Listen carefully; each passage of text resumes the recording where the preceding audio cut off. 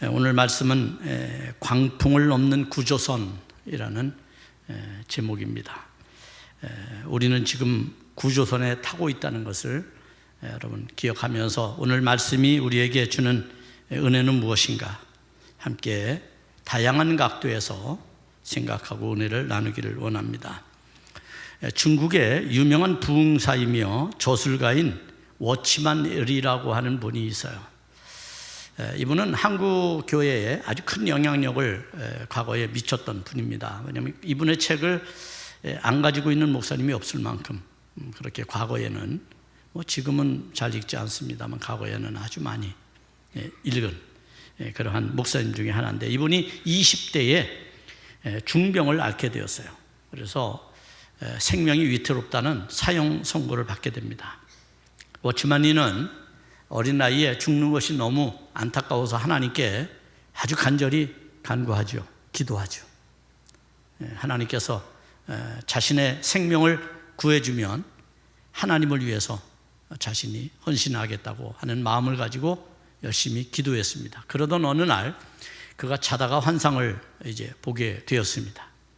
그의 고백 가운데 이 환상의 내용은 이런 겁니다. 양증악이라고 하는 중국의 거대한 강이 있죠. 그 강을 배를 타고 건너가는데 갑자기 거대한 바위가 나타났어요. 그리고 그 배가 바위에 걸터 앉게 됩니다.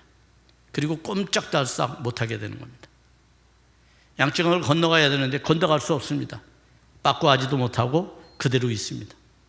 그야말로 어떻게 인간으로서는 할 수 없는 그런 상황이 펼쳐지게 된 겁니다. 워치만 리는 하나님 앞에 기도하죠. 그때 하나님께서 워치만 리에게 이런 제안을 합니다.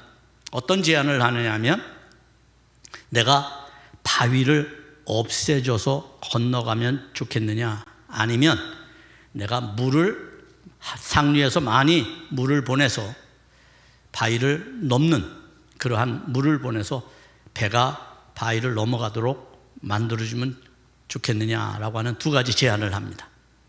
이때 워치만 리는 후자를 선택합니다.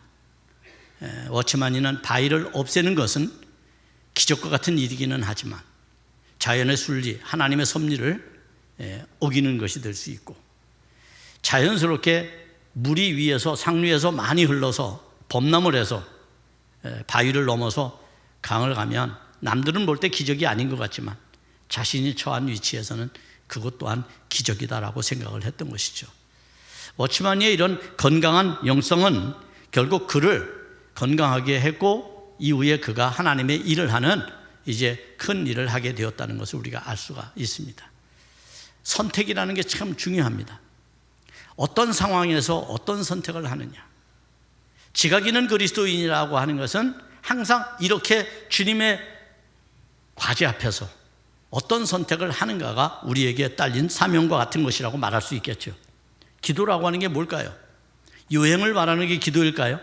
나는 손끝 하나 안 대고 하나님이 전적으로 A부터 Z까지 다 해주기를 원하는 게 기도일까요? 그런 마음을 가질 수는 있지만 그런 선택은 무모한 선택이 될 수 있다는 겁니다. 어쩌면 물리학적인 세상의 흐름을 완전히 뒤집어 엎는 그러한 것이 기적일 수는 있지만, 그러나 그 기적은 우리에게 불가능합니다. 그렇다면 하나님께서 우리에게 그런 기적을 수도 없이 내려주셨겠죠. 매우 자연스럽지만, 그러나 그것이 하나님의 섭리에 순종하는 것이라면, 그래서 내가 어떤 문제 앞에서 기도해서 그 문제의 지혜를 구하고 해답을 구하고, 그래서 나로 하여금 그 지혜로 그것을 해결하도록 하나님이 해주신다면 그것이 더 큰 은혜요, 능력이요, 기적이 아닐까라는 생각을 하는 거죠.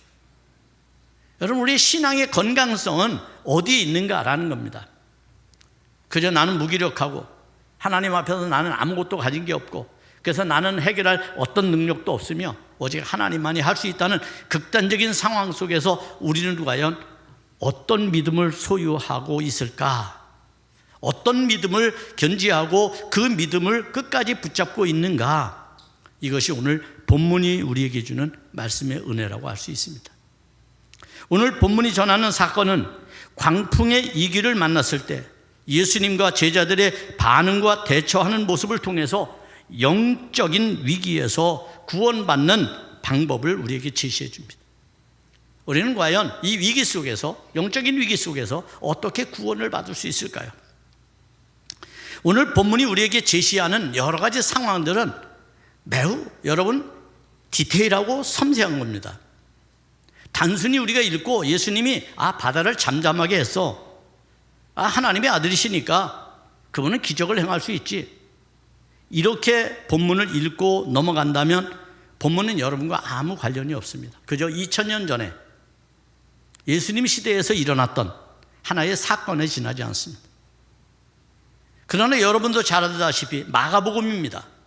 마가복음은 예수님 사후에, 예수님이 승천하시고 난 이후에 40년에서 50년 있다가 써진 책이에요. 그러면 일기처럼 그 시대를 아주 낱낱이 기록하지 않는 이상 제자들은 이 책을 어떻게 기록했을까요? 자신들이 처한 상황에 하나 예수님께서 행하셨던 그 갈릴리 호수에서의 그 기적과 같은 능력, 그리고 제자들에게 하신 그 메시지, 그것을 우리는 어떻게 재해석하고 우리의 삶에 어떻게 적용해야 되는지를 말씀하셨다고 우리가 받아들여야 됩니다. 그것이 사실이니까요. 그래서 우리는 이 말씀을 읽을 때 그냥 읽는 것이 아니라 초대교회 상황으로 비교해서 읽어야 됩니다. 초대교회가 갑자기 박해라고 하는 광풍을 만났습니다. 침몰 위기에 있습니다. 도무지 헤어나올 길이 없습니다. 거반 성도들이 다 죽게 되었습니다. 그때 그들이 찾는 예수님, 그분은 누구인가? 그분이 믿음의 가치 속에 있는 예수님, 그분은 누구인가? 이것에 대한 분명한 믿음이, 이해가 그들에게 있어야 했던 것이죠. 그래서 오늘 본문에서는 아주 짧은 얘기지만 매우 디테일하게 본문을 기록합니다. 특별히 마가복음의 특징 가운데 하나가 이런 겁니다. 마가복음에서는 시간이나 이런 개념들을 잘 이야기하지 않습니다. 그런데 오늘 본문에서는 매우 그것이 세밀하게, 상세하게 기록이 되고 있다는 것은, 이것은 마가의 특별한 의도가 있다라고 볼 수밖에 없습니다. 이것을 이제 여러분들에게 설명해 주고 이해시키는 것이 목회자가 해야 될 일 중에 하나죠. 어느 날 예수님께서 제자들에게 갈릴리 호수, 다시 말하면 바다 건너편이라고 하는 얘기는 당시 갈릴리 호수니까요, 건너편으로 건너가자라고 말합니다. 그런데 마가는 이것을 기록하면서 그 시간, 그렇게 제한하는, 예수님께서 이렇게 하자라고 제한하는 시간에 대해서 매우 디테일하게 기록을 합니다. 그때는 언제냐? 날이 저물 때라고 말합니다. 이것이 암시하는 바는 이미 그들에게 위기 상황은 이미 찾아왔다는 거예요. 위기 상황. 이 상황에 바다와 같은 갈릴리 호수를 건너가자라고 하는 것은 매우 무모한 일입니다. 왜냐하면 지금과 같은 첨단 과학기술을 탑재한 배가 아니고 햇불 하나에 의존해서 그 어두캄캄한 바다를 건너가야 되기 때문에, 그것을 제한하는 예수님, 그 제한을 받아들이는 제자들, 전부 요즘 말로 말하면 제정신이 아닌 것처럼 보여져요. 그런데 여러분, 우리가 이것을 좀 더 넓게 보면 이것은 참으로 우리에게 어마어마한 말씀의 의미들을 제공해 주고 있다는 것을 깨닫게 되는 것이죠. 조금 전까지 제자들은 하나님의 나라에 대하여 교육받았습니다. 지난 시간에 우리가 살펴본 것처럼 하나님의 나라의 씨알이 이 땅에 심겨집니다. 그리고 열매를 맺습니다. 그리고 온갖 새들이 거기에 깃듭니다. 그런 하나님의 나라, 이거에 대한 비전을 제자들이 예수님으로부터 배웠습니다. 그리고 예수님께서는 그러고 난 다음에 제자들에게 갈릴리 호수 건너편, 갈릴리 바다 건너편으로 가자고 말하는 겁니다. 그러면 이 상황들은, 지금 초대교회가 맞이한 상황들은 예수님께서 가자고 하는 곳이 어디겠습니까? 단순히 갈릴리 호수에 있는 어떤 마을이겠습니까? 지명이겠습니까? 그게 아니라 하나님 나라인 것이죠. 하나님 나라로 가자는 것이죠. 그런데 바닷가 얕은 곳으로 가는 것이 아니라 건너편이라고 강조했으니까 가로질러서 가장 깊은 곳을 지나가야 되는 겁니다. 가장 깊은 곳. 초대교회는 지금 어쩌면 가장 깊은 곳에 와 있습니다. 로마의 박해와 히브리인들의 유대교회의 박해가 이루 말할 수 없이 심합니다. 오늘 우리가 순교자 기념주의를 지킵니다만 우리의 조상들 중에 순교를 당한 분들도 그 깊은 바다 위에 있었습니다. 그곳에서 그들은 타협하지 않았고 회피하지 않았고 자기 안위를 구하지 않았습니다. 그들에게 오직 믿음만이 존재했을 뿐인 거죠. 오늘 우리가 이런 상황들로 놓고 본다면 이 사건은 하나님의 나라가 지닌 속성 중 하나인 평화와 안식과 쉼이 어떻게 임하는지를 지금 우리에게 가르쳐 주는 겁니다. 실제적으로 예수님께서 씨 뿌리는 비유를 통해서 하나님 나라의 씨알이 어떻게 자라는지를 말했다면 그 하나님 나라가 우리에게 제공해 주시는 그 나라는 어떤 나라인가?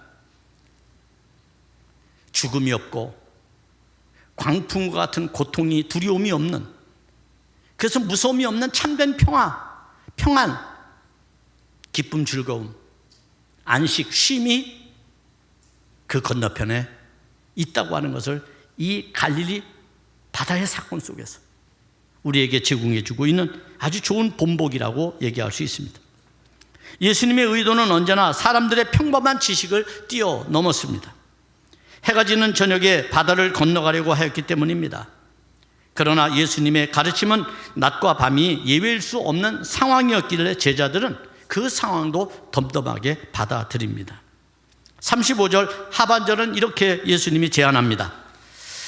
그날 저물 때에 제자들에게 이르시되 우리가 저편으로 건너가자라고 말합니다. 어떤 문제가 있어서 건너가는 게 아닙니다. 저편으로 건너가자는 겁니다. 예수님의 말씀. 쫓기는 것도 아니었습니다. 그러면 제자들이 가야 할 저편, 그것을 예수님이 지금 제안하고 말씀하고 있는 것이죠. 여러분이 가야 될 인생의 저편은 어디입니까? 여러분들이 도달해야 될 인생의 저편은 어디만큼 있습니까? 그곳에 우리는 어떻게 가야 가장 안전하게 평안하게 갈 수 있습니까? 이런 문제의식으로 이 말씀을 바라본다면 이 말씀은 그동안 읽던 것과는 전혀 다른 방법으로 우리가 해석하고 그리고 우리의 삶에 적용해 갈 수가 있는 것이죠. 밤에 그것도 물길이 낮고 안전한 호숫가, 충청도 말로 말하면 옆댕이로 가지 않고 가장 깊은 곳, 가로질러서 가야 되는 겁니다. 그것이 우리가 건너가야 할 세상이라는 거예요. 여러분의 인생이라는 거예요. 우리의 삶이 그렇다는 겁니다. 그래서 때때로 그 세상이 우리에게 주는 위협과 공포와 두려움 때문에 우리는 무서워 떨게 되죠. 이럴 때 우리의 신앙은 빛을 보게 되는 겁니다. 이럴 때 우리의 믿음은 참된 믿음인지 거짓 믿음인지를 분별받게 되는 것이죠. 바다의 깊은 곳을 가로질러 건너편으로 가자고 주님이 말씀하시는 이 말씀의 진정한 의미는 어떤 것일까요? 그것은 앞에서 말한 것처럼 이 사건은 광풍과 같은 상황에서 초대교회가 박해를 만나서 위태롭게 되어진 상황을 마가가 지금 초대교회 교인들에게 설교하고 있고 말씀하고 있는 겁니다. 예수님이 행하신 일 가운데 이런 일들이 과거에 있었는데 그게 오늘 우리의 상황과 같다는 거예요. 예수님이 제자들과 함께 갈릴리 호수를 건너갈 때 이런 기가 막힌 일들을 만나게 되었고 그 일 속에서 우리는 안전하게 건너편으로 건너갈 수 있었다. 믿음을 잃어버릴까 상심하며 조바심하며 두려워서 무서워서 공포에 질린 초대교회 교인들에게 우리가 경험한 바 예수님과 함께 있으면 우리의 믿음이 참된 믿음이라면 우리는 이 호수를, 그것도 가장 깊은 곳, 광풍이 일어나는 언제 침몰할지 모르고 언제 죽을지 모르는 절망이 찾아오더라도 우리는 건너갈 수 있다는 겁니다. 초대교회에 희망을 주는 말씀이죠. 따라서 하나님의 나라가 임재한 교회는 그 어떤 성난 파도의 광풍에서도 침몰하지 않고 목적하는 바를 안전하게 건너갈 수 있다는 희망을 우리에게, 이 초대교회가 고백하면서 후세대들에게 지금 신앙을 같이 우리가 경주하고 있는 오늘 그리스도인들에게 말씀해 주고 있다는 사실을 깨닫기를 바랍니다. 교회는 누구도 무너뜨릴 수 없습니다. 교회는 숫자가 아닙니다. 믿음을 가진 겨자씨와 같은 성도들이 존재하는가라는 겁니다. 그것이 진짜 교회 모델입니다. 교회는 지난주에 말한 것처럼 백형목을 추구하지 않습니다. 하나님의 나라는 겨자씨를 추구합니다. 그래서 모든 사람들이, 겨자씨는 옆으로 번지죠, 수평적으로. 백형목은 하늘을 향해서만 올라갑니다. 우리가 어떤 삶을 추구해 가느냐라고 하는 건 중요합니다. 교회가 어떤 가치를 지향해 가느냐라고 하는 것은 굉장히 중요합니다. 말씀은 수도 없이 그런 이야기들을 우리에게 해주고 있습니다. 따라서 이 사건을 통해서 주님을 믿고 따르는 초대교회는 그리스도만이 참된 구세주라고 하는 것을 지금 드러내고 있는 거예요. 우리가 신앙하고 있는 신앙의 대상이 누굽니까? 우리의 믿음의 가치가 어디 있습니까? 예수 그리스도에게 있다는 겁니다. 그분만이 우리의 성난 파도 속에서, 광풍에서 우리를 구원해 줄 수 있다는 겁니다. 지금의 위기 가운데서 우리가 안전을 보장받는 유일한 길이 있다면 주님이 가신 길을 가는 겁니다. 그것이 믿음입니다. 그럴 때 우리 앞에는 창조적인 일이 펼쳐지게 되는 것이죠. 박해가 초대교회를 삼켜버릴 만큼 무섭게 성도들을 위험 속으로, 두려움 속으로 몰아넣고 신앙의 위기를 맞닥뜨리도록 만들지만 신앙의 공동체는 그 위협으로부터 우리를 자유롭게 해줄 수 있다고 하는 거예요. 교회 공동체의 비전이 그런 겁니다.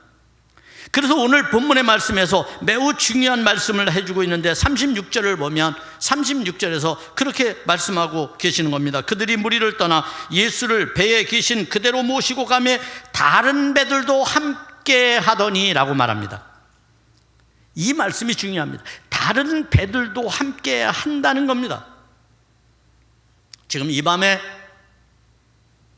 예수님이 태운 그 제자들의 배만 갈리 호수를 건너가는 게 아니라 수많은 인생들이, 수많은 사람들이 하나님의 나라를 꿈꾸고 천국을 흠모하고 사모하며 이 어려운 세파들을 이겨내고 견뎌낸다고 하는 것이죠. 그 속에서 교회는 길잡이가 되어야 합니다. 교회는 그 속에서 광풍을 만난 배들이 위험해서 건져지는 그러한 일을 해야 되는데 자기 배만 그렇습니까? 예수님이 탄 배만 안전합니까? 아닙니다. 예수님의 말씀의 선포는 모든 사람들에게 은혜로 작용하고 역사합니다. 때때로 교회가 오해하는 것이 있습니다. 우리만 안전하다고 생각합니다.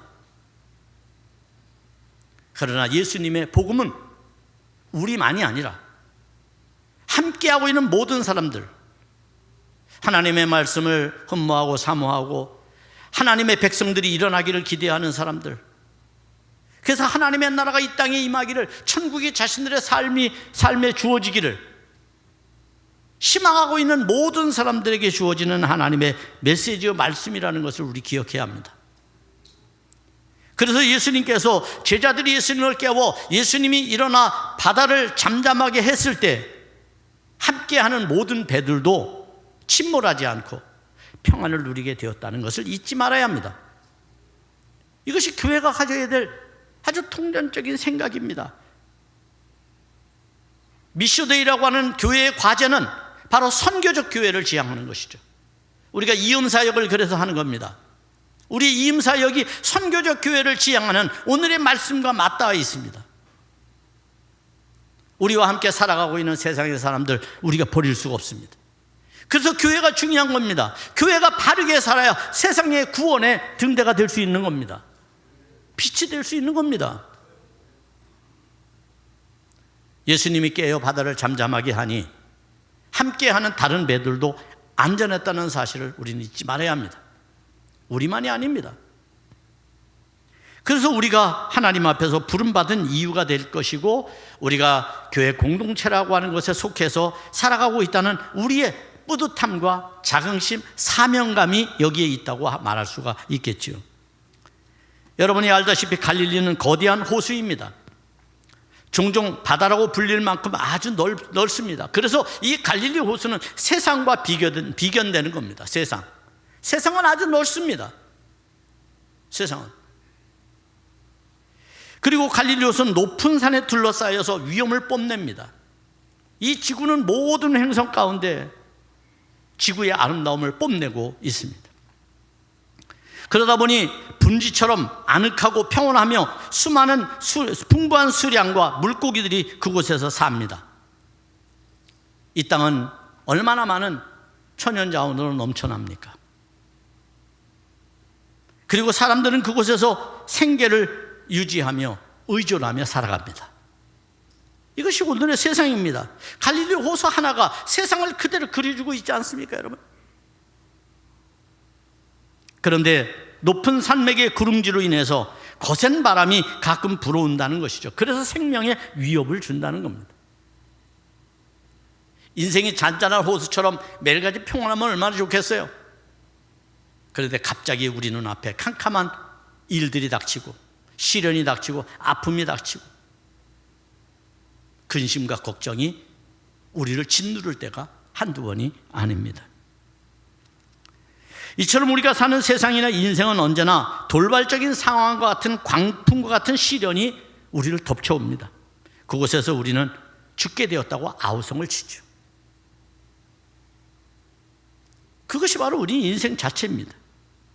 그래서 누가복음 8장 23절에 보면 광풍이 호수를 내리쳤다라고 말합니다. 광풍이 호수를 내리쳤다라고 합니다. 내리치매.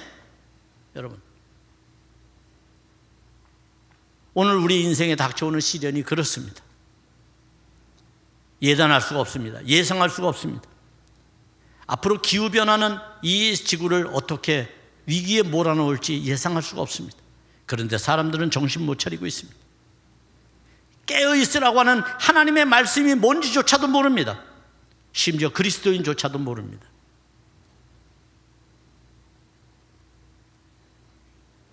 그래서 위기인 것이죠. 그래서 한밤중을 살아가면서도 그것이 위태로운 인생의 문제를 가져다 줄지를 아무도 모르고 그저 평온한 것처럼 살아가는 겁니다. 그러니까 본문은 초대교회 상황과 세상의 상황과 인생이라고 하는 개인적 상황들을 총체적으로 다루고 있는 말씀, 짧지만 너무나도 복합적으로 우리에게 말씀을 제시하고 제공하고 있는 말씀이라고 할 수가 있겠죠. 이런 상황이 찾아오면 사람들은 위태로움 속에서 자신을 구원해줄 존재를 찾는 겁니다. 그래서 세상에는 수많은 사람들이 구원해준다고 손짓을 내미는 엉터리들이 많고 가짜들이 많은 거예요. 그리고 그들에게 빠져서 38년 된 병자처럼 온갖 것을 다 수탈당합니다. 온갖 것을 다 잃어버리고 고생하는 겁니다. 성경이 우리에게 주는 교훈들은 여기저기 너무나도 많이 있습니다. 그것이 거짓됨을 알면서도 빠지는 인간의 허술함이, 어리석음이 바로 오늘의 시대라고 말할 수 있겠죠. 당시 제자들은 평화롭게 잠을 주무시는 예수님과 함께 계셨지만 광풍의 위협은 그 안전함조차도 잊게 할 만큼 그들을 위태롭게 두려움 속으로 몰아버리고 말았습니다. 무서워하면 오감은 다 잃어버리게 되는 것이고, 감정이 솟구쳐 우리로 하여금 방황하고 그리고 호들갑을 떨게 만드는 것이죠. 이럴 때 우리는 이 세상이 박해받는 세상이라고 하는 것을 잊어서는 안 된다는 거예요. 여전히 이 세상은 박해를 하고 있다는 거예요.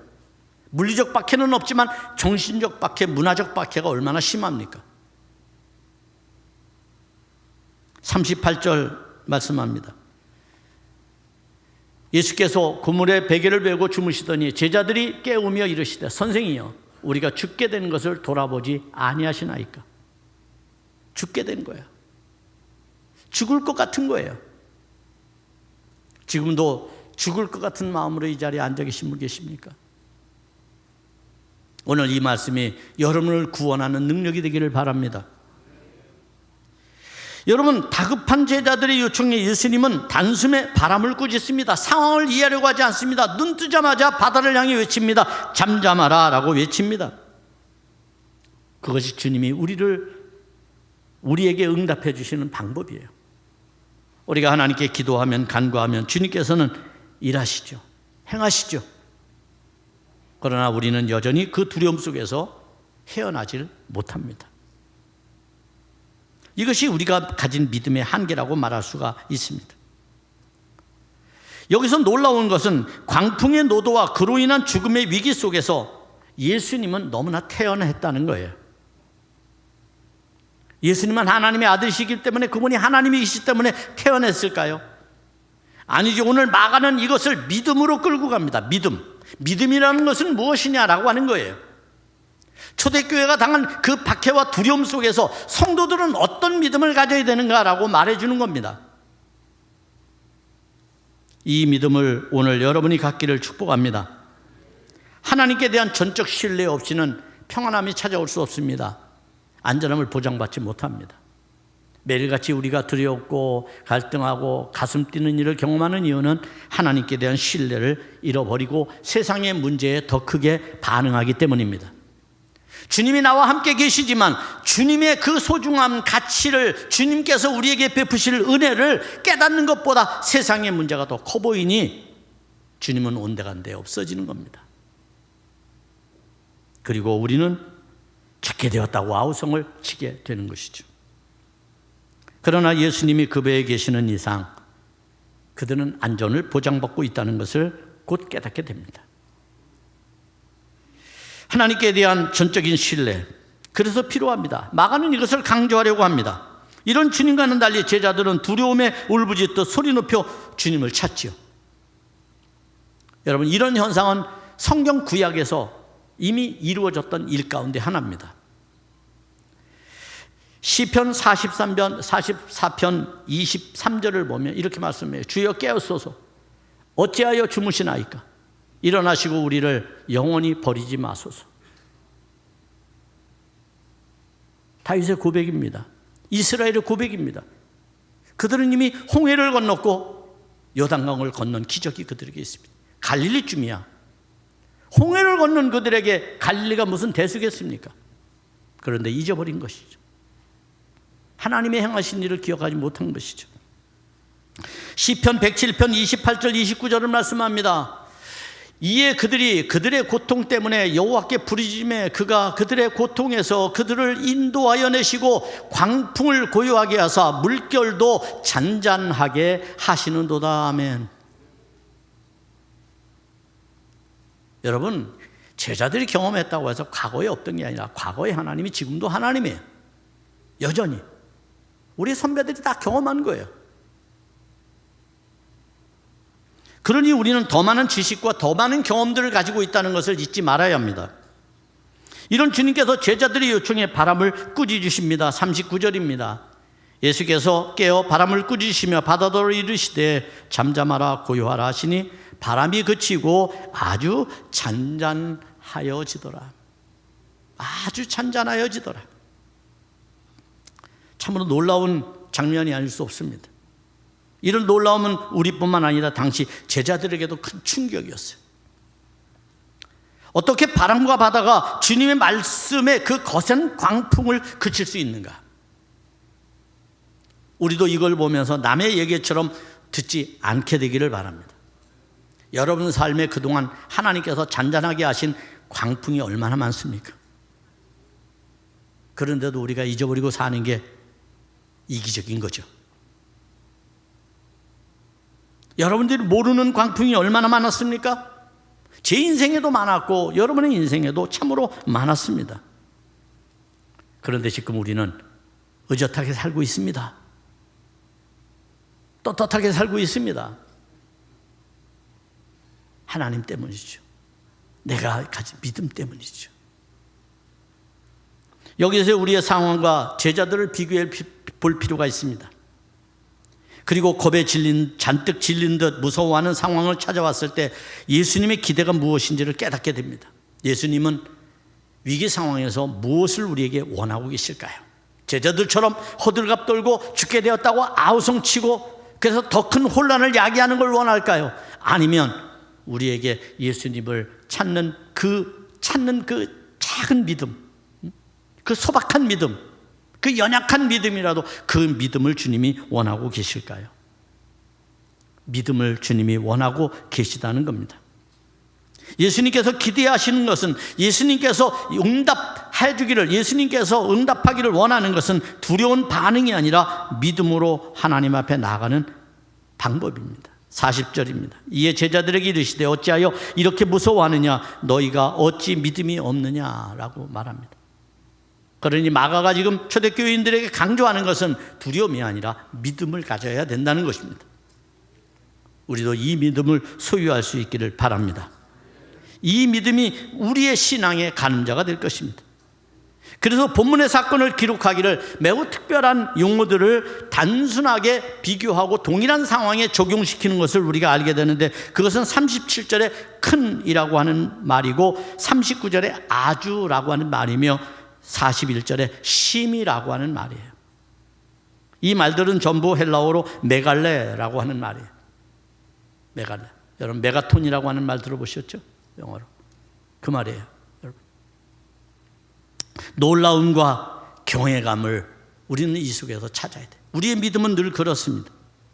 이처럼 사람으로서 감당하기 어려운 문제 앞에서 주님께서는 우리에게 믿음을 기대하고 계십니다. 여러분의 믿음을 기대하고 계십니다. 또한 초대교회가 직면한 박해에서도 그들의 믿음은 이를 능히 이겨내고 하나님 나라의 평화와 안식을 얻게 될 묵시적인 고백이 그들에게 있음을 깨닫게 됩니다. 우리도 그렇습니다. 지금의 이 위기 속에서 세상의 광풍과 같은 이런 광란의 현장 속에서 우리는 너무나도 잔잔하게 하나님의 목표하는 바, 하나님이 뜻하신 바, 우리가 가고자 하는 그 하나님의 세계, 하나님의 나라를 향해서 여러분 믿음을 가지고 온전히 가게 될 것입니다. 이런 믿음이 우리에게 오늘 이 시간 절대적으로 필요합니다. 따라서 초대교회는 그들이 지닌 믿음의 대상이 그리스도이심을 이 사건을 통해서 주저없이 고백하는 거죠.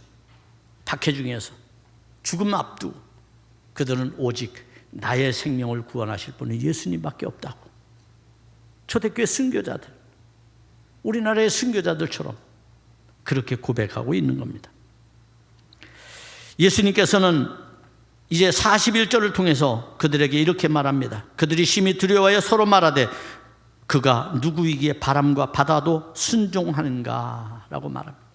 자신들의 고백입니다. 그가 누구이기에.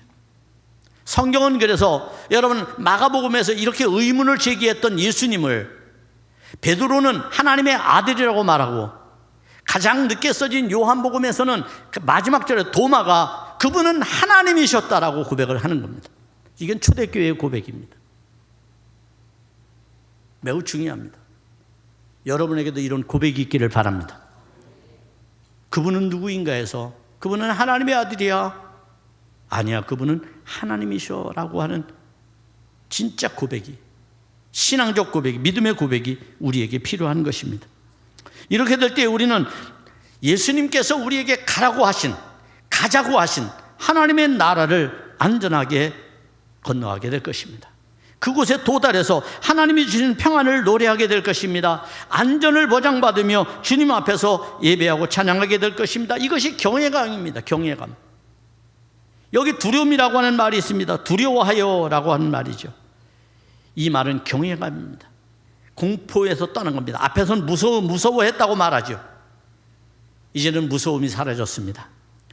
이제는 보다 분명한 믿음이 무엇인지를 발견했습니다. 아, 믿음은 이것이구나. 그렇다면 이제는 그분이 누구인지를 바라보게 되는 거죠. 눈뜨게 된 것이죠. 그리고 그분을 향해서 그들은 경외감으로 찬송하고 예배하게 될 것입니다. 그게 초대교회의 모습이었습니다. 사랑하는 여러분, 우리는 세상을 이기는 힘을 예수님께로부터 배우게 됩니다. 성경 34절에서 그렇게 말하죠. 34절에서 비고 아니면 말씀하지 아니하시고 다만 혼자 계실 때에 그 제자들에게 모든 것을 해석하셨다. 모든 것을 제자들에게 가르치셨다. 이런 얘기예요. 우리는 인생의 모든 것 주님으로부터 배워야 합니다. 성경이 우리에게 그것을 가르쳐 줍니다.